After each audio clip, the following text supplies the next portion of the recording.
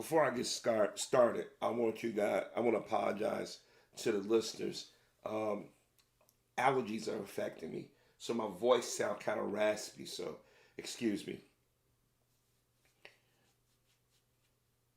The last month or so, we've been sheltering in place. Well, at least those of us who take this serious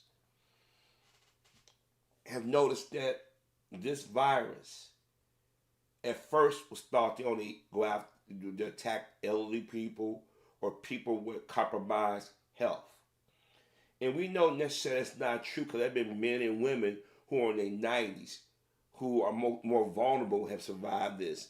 There are people who have had asthma or diabetes or other health issues have survived. You have people who were in great shape, healthy, have died in their 40s, their 30s, their 20s, their teens, and now little kids, even infants. So when it started to spread and they found out that it somehow have gotten into the jail system or the prison system, a lot of people said, well, how did it get there? And easy. Somebody had it or didn't know they had it, went to work or visit a family member, and it spread. And a lot of us don't think about who we come in contact with, on a daily basis, not on a weekly or monthly or yearly basis. And a lot of people are being affected by this, identify as black. And I've stated in reasons why, and I stated again in case you haven't heard, that it's the jobs that we have, and that we let everybody come into our community, and we go into everybody else's community to shop and whatnot. So it doesn't take a genius to figure out that we're going to be affected by it. But we're getting hit at harder numbers because, let's be honest, when we go to the hospital, we don't always get the best of care. And I've said this before, that I don't want to accuse all doctors of being this way, but I've told y'all, my father had experience with a doctor. He said back in the 80s, black people don't get good care. Good care, excuse me, especially black men. Yeah, we know sisters don't get proper care either, but really, when a black man walk into a room, you can pick up on it if they so have that mindset. And then I remember, not maybe about probably a decade or so, maybe a little bit longer. I had a doctor say black people don't get proper health care. He said it's a shame that a lot of things that could be stopped is let fester on in the community. And then another thing is that we as black people have been so mistreated and programmed and had so many nasty, evil things done to us in the name of medicine that we become suspicious and paranoid. And I'm not knocking people like that, but at some point you gotta think, use some logic.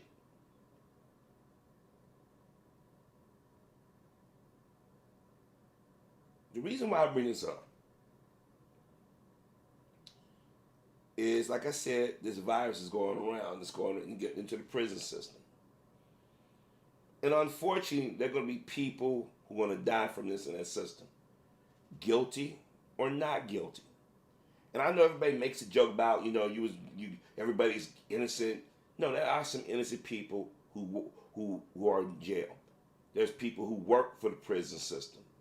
There are people who do the laundry, do the meals and stuff. They all going to be affected by this some way, some shape, form, or fashion. But the families, especially those that having got a fair deal. Now, before I go in detail about this, I know y'all saying, why is Don Lemon face up here? If you've been following me for the last 4 or 5 years, you should already been figured out why Don Lemon mug is up here. But I'll get to him in just a second. But back to the prison system and his virus. R. Kelly had surgery. I think they said total 2 surgeries since he's been locked up since last year. And they keep pushing his trial date back. And they're going out of trying to find stuff to stick on him but they want to use the court of public opinion to destroy him because it worked so well for other excuse me, well-known black men. Bill Cosby in particular. And even though Michael Jackson never served any time in jail, they destroyed this man's reputation. Nate Parker, Chris Brown, um, Morgan Freeman, Tavis Smiley, Todd Bridges. I can go on. All these black men names have been destroyed or been distorted. And they never had they day in court, or at least they never had to be able to move around without the media putting their finger on the scale. But I have to remind black people that there were other black people that participated in this. And we got and I gotta go back and let me pull this guy's image up. And let me do this order as much as I can. One moment. Hannibal Burres. Hannibal Burres is from Chicago, Illinois. And I remember the first time I heard of him. I heard him briefly. They said it was a black writer, SNL, writing some jokes or whatever. But I never really focused on it. I wasn't watching SNL like that. It wasn't until he came on Windy City Live, the show's produced in Chicago, that took Oprah Winfrey's original time slot, but since has moved because ABC can't keep anything in the afternoon, really, because once they cancel All My Children, One Life to Live, so it holds One Life to Live old time slot. But it's been on a number of years now. And you guys heard me talk about it. The host, Ryan Cheverini and Valerie Warner, not to be desired, especially Valerie Warner. She a fine looking sister, but her attitude sucks, especially towards black men. And by her not being a native, she has family here. She was born and raised in California, but she has family here in Illinois. She lives in Illinois now. She's been here probably about, 15 years of that. She thinks she knows the West Side and South Side based on what the news reports we put out. So when Hannibal Burres came, I guess they want to do, Chicago's on. And I got to be careful because Channel 9 got that thing, Chicago's very own. So I say, Chicago's on Hannibal Burres. So I'm curious to see this to the brother. When they say he's from the West Side, I grew up on the West Side, so. And Valerie was talking to him like he was stupid. And she was talking about the side of town. And then she was asking about the man's name. Who named you Hannibal? She don't do that with the white men and women have come on and got these crazy names or names that were perceived as weird or anything. And he said, my father, And I was like, I'm finally somebody put her ass in place.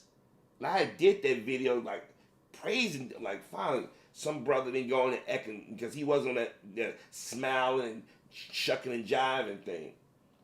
But little did I know this brother was going to go out and act out and betray another brother.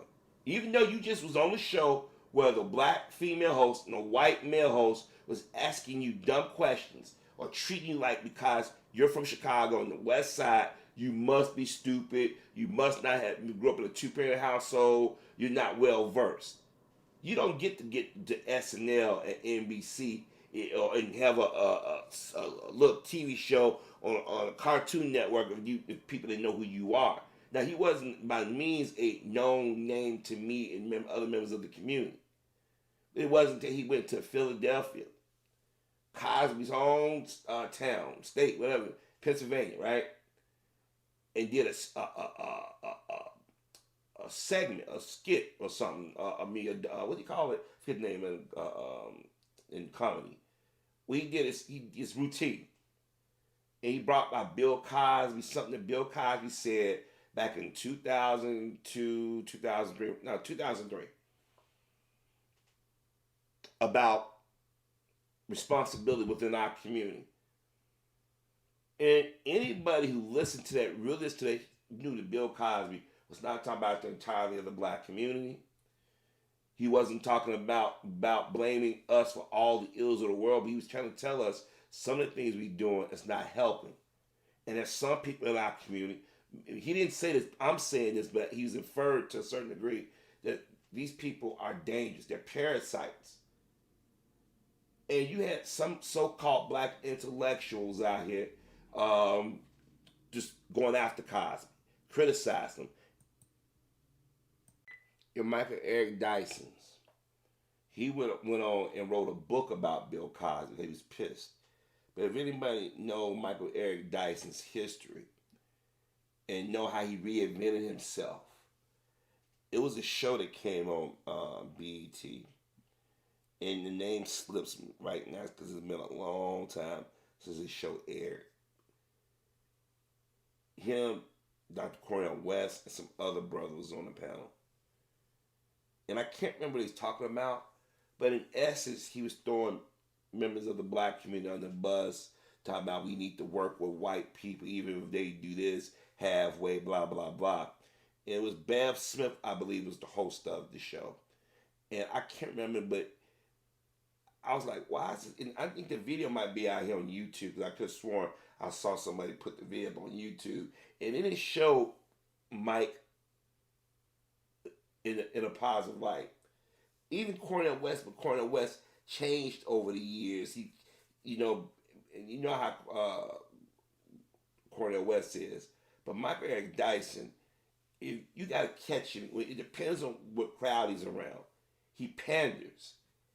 He tries to equivalate.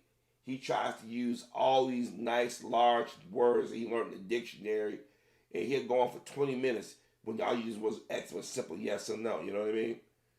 And he didn't like the fact that Bill Cosby was talking about poor people, or as he said, and Bill Cosby never said poor.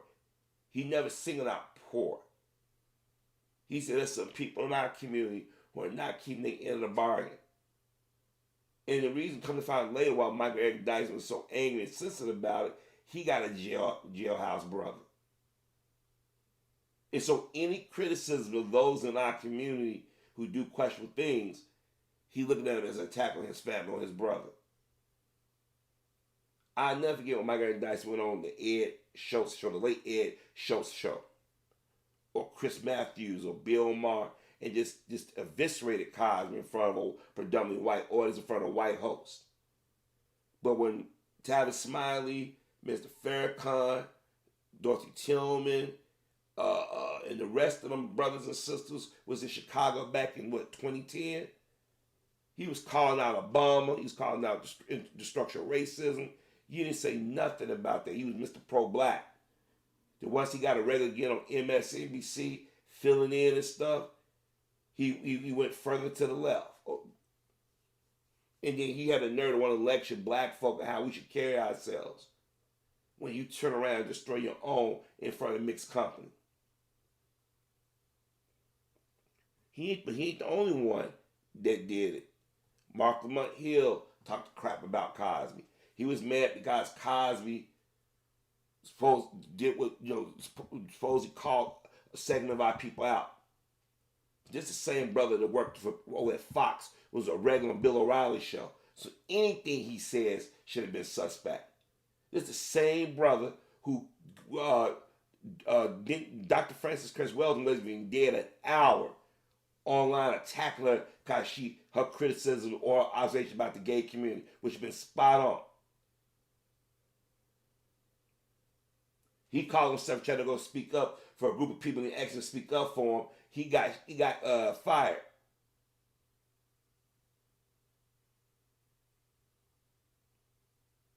I want y'all to think about that for a second. These cats wasn't the only one. But back to Hannibal Burres. He does this comedy set talking about Cosby as a rapist and everything, because these other cats put that crap in his head that Cosby was anti-black, when Cosby has given millions of dollars of his personal wealth, donated art collection him and his wife had owned and collected for years. He's helped black people and get started in Hollywood with stuff, black stuntsmen, all these different things. And the kicker is, if this is true, Judd Apatow was behind the jokes, apparently. This is what's been reported. Now, if it is true, you knew it was a setup how it was going to go down. But it was a setup for Bill Cosby. And the very next day after that segment, that was late in the evening, late at night. It wasn't like 7, 8, 9, 10. I think it was like at 11 or 12 o'clock show. And we all know how early the morning news come on. I kid you not. NBC, then I believe CBS, or was it ABC? It was one of those after NBC was talking about Hannibal Burres. That very same day, Mark Lamont Hill sat down with Tommy Davidson and tried to get Tommy Davidson to talk about it. Tommy Davis wouldn't do it. He said, I don't think Hannibal should have done that.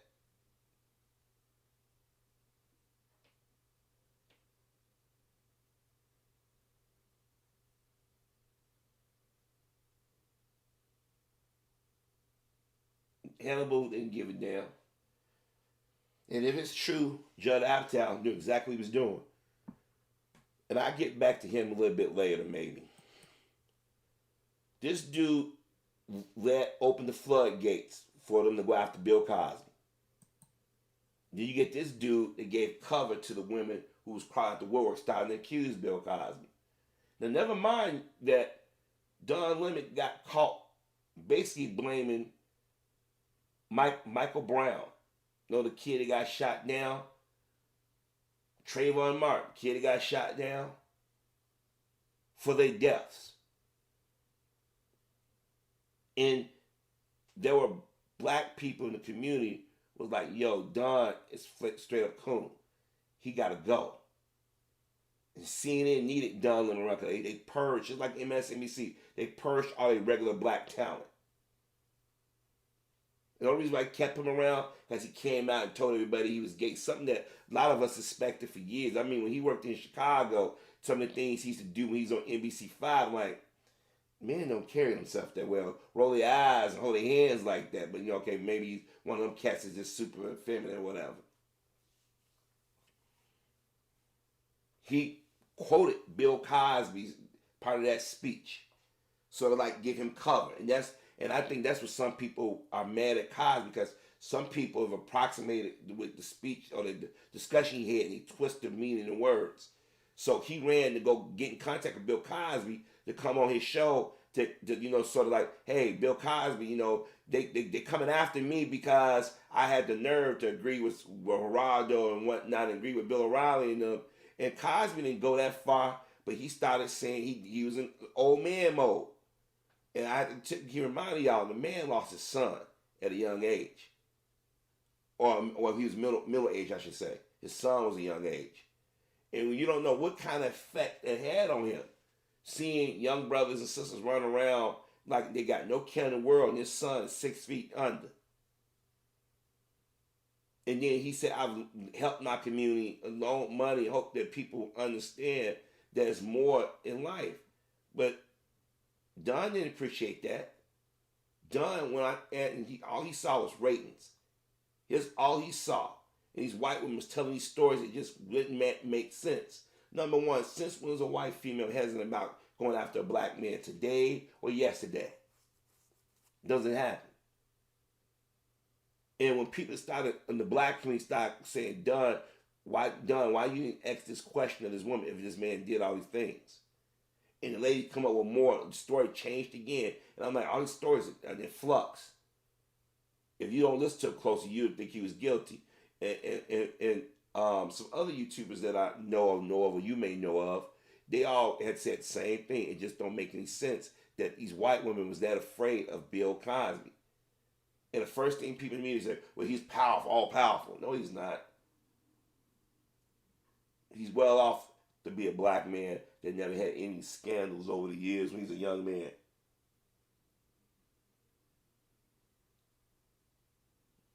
But the thing is that we got to create cover for those who have nefarious purposes.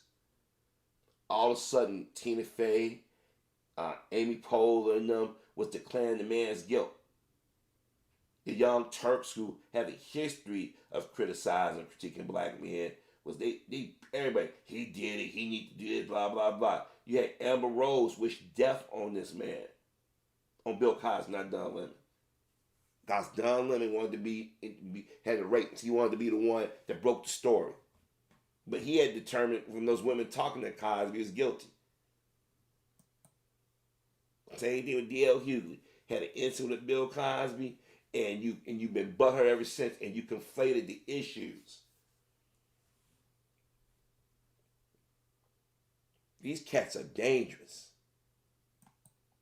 Kenan Thompson, Bill Cosby gave him an opportunity. Because remember, he was always the fat kid from the show off Nickelodeon. You know what I mean? He was the Good Burger dude. He was the token black guy that replaced Tim Meadows on SNL. But did anybody that worked with Bill Cosby or recently, they went on social media and Kenan was happy. Yeah, Bill Cosby told me some dirty jokes. So that's your smoking gun. But this brother has said things and done things over the years, and we in the black community let it slide. It's like with DL and Don Lemon and the rest of them.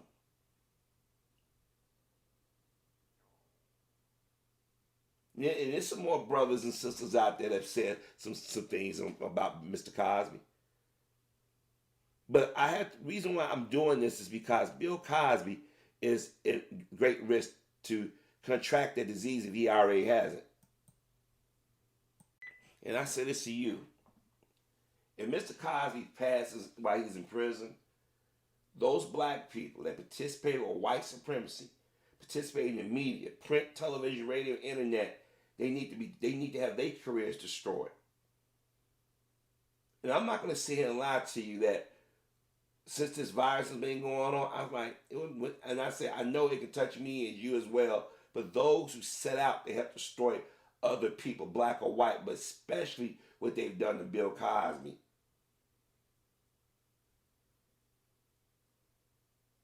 It's sickening and downright evil. They keep changing the rules and the laws. Here it is, you got both Trump, you got the guys connected to Trump, Cohen, and you got Avenatti who shook down a major corporation. They let them out of jail because of the virus. They let all these other people out of jail because of that virus who have a name, or they put them in seclusion somewhere where they won't come in contact with somebody. But the guys that got caught doing something, y'all let them out because you want to protect them. They say Bill Cosby is a predator. The man can't see. The man has had 2 procedures. The man has lost weight.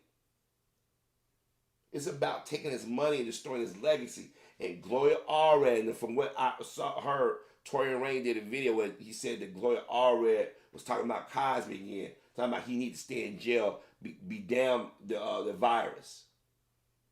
That's cold-blooded.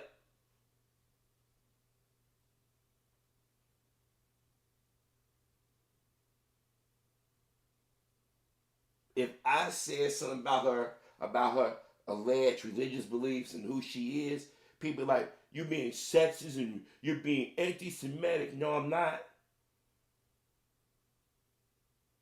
These people went after this man. They waited till this man got up in age, he can start having health issues. That's the story of his legacy. And the same people that went after Cosby has gone after Michael Jackson, Chris Brown, Morgan Freeman, Usher. Think about it. O.J. Simpson. I can go on. And we allow it.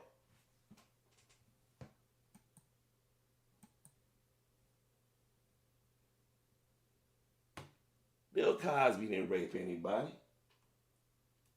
Well, how do you know? Y'all need to go back and listen to these women. Y'all need to go back and listen to go to transcripts.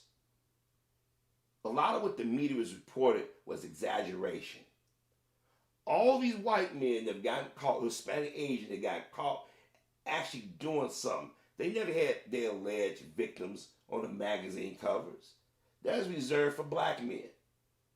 And in our community, and we need to be honest, it was black women that gave Mr. Cosby the benefit of the doubt. It was maybe a small group of black men, but it was black women who were saying, nah. something don't smell right. And I gotta keep saying that. I'm like the brothers, y'all let me down. And I know why some black men did what they did. Just like I said about the early part of this commentary. We either been in jail or have somebody we know in jail, or we sympathetic with a criminal. It's embarrassing that we are not loyal. If Cosby didn't have all these outside attacks, and he went to the legal system and they treated him fairly, I wouldn't trip. I'm like, hey. But when you start having celebrities and these television networks and stuff go after him, deeming him guilty before he had his first day in court or had an actual court date, then when he hired Tom Mesereau, Michael Jackson's former lawyer, they said, no, you was able to get Jackson off. We're not gonna let you get this one off. Cosby's spokesman, Mr. Andrew Wyatt, was talking to Nicole's views, and he had put out a statement like, Mr. Cosby's not going to survive this.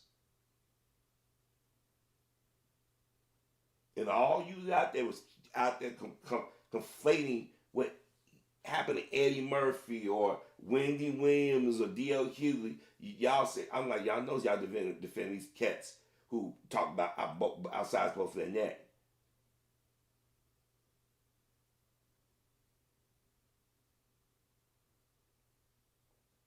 These women waited all this time to say, oh, about it. A lot of it was hearsay. When Cosby won that first time, when they said they found him not guilty, prosecutor said, no, we're going to get him. And right then and there, she said, wait a minute, you didn't accept the first verdict, so you kept going until you got the verdict that you wanted? And to see certain group of black men and black women on television networks saying he's guilty, but then you start finding out dirt about them. And I was calling these people out for years. I told y'all my Melissa Harris Perry, her mindset. I told y'all about Joy Reid. I told you about Roseanne. I told you about all these different people. Y'all thought I was being paranoid. Y'all thought, oh, you never met them. I know tone. I remember shit, and I can pick up on body gestures. I know when somebody's race was in the first 5 or 10 minutes. I know when somebody in our community is compromised because we do certain things. I'm not gonna say what we do, but if you notice when somebody does something to you, and this black is the reason why they always they give it away. They can't help it. When a white person do it, you know certain things. But to hear that Gloria Allred is out here dancing and jig saying he deserved to be in jail based off hearsay, that's dangerous. R. Kelly shouldn't be in jail till his trial.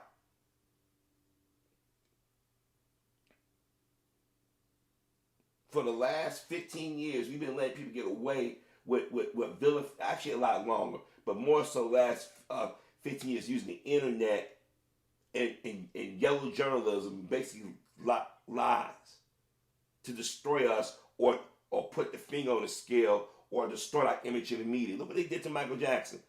And all these people are connected one way or the other.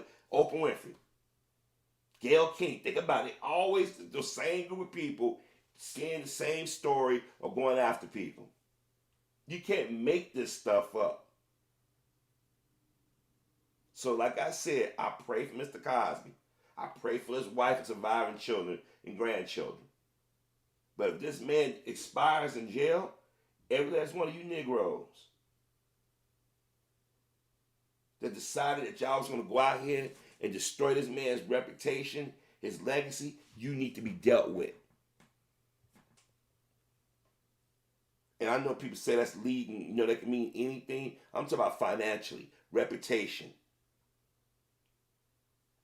You won't get my support. Don't pull that black crap when you get in trouble or when you feel like you're a victim. We done let too many people get away with manipulating or causing drama in our community, and that's what Bill Cosby's talking about. And maybe those people didn't want him talking about that because people stopped looking around. How many times have you heard me say, step back and observe, analyze, step back and observe, look around you. Literally overnight, this man's reputation was destroyed.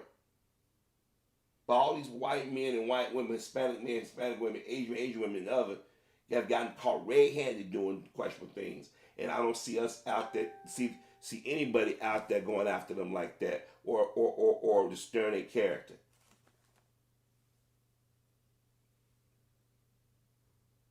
And a lot of you brothers out here who are now changing your tune, where were you at the beginning? And I keep saying that if black folks stood outside or we was more vocal in the community, he would have been found guilty. But what we do, we run and tuck tail and hide in the corner, and then we want to push somebody out there like, you go out there and say something.